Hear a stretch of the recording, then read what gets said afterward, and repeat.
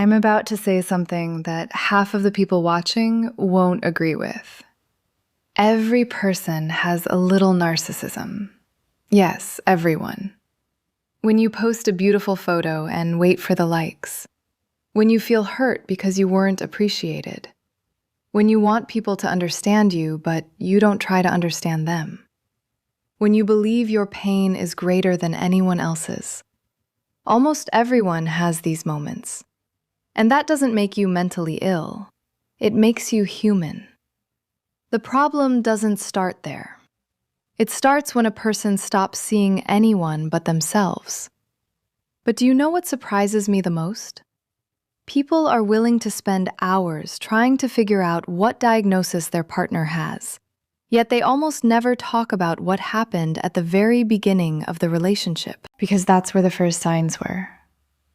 He told you from the beginning that he didn't want children, and you believed he'd change his mind. She told you from the beginning that her career mattered more than having a family, and you were convinced love would change everything. He disappeared for days while you were still dating, and you called it mysterious.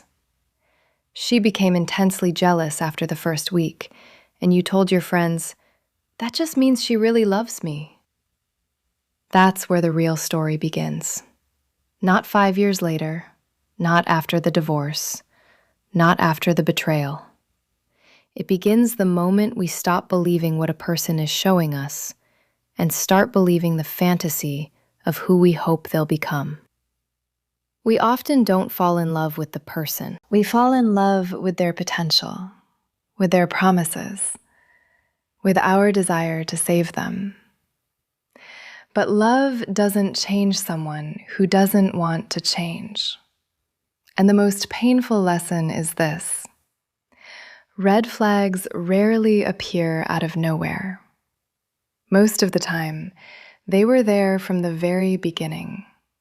We just called them compromise, excuses, or love.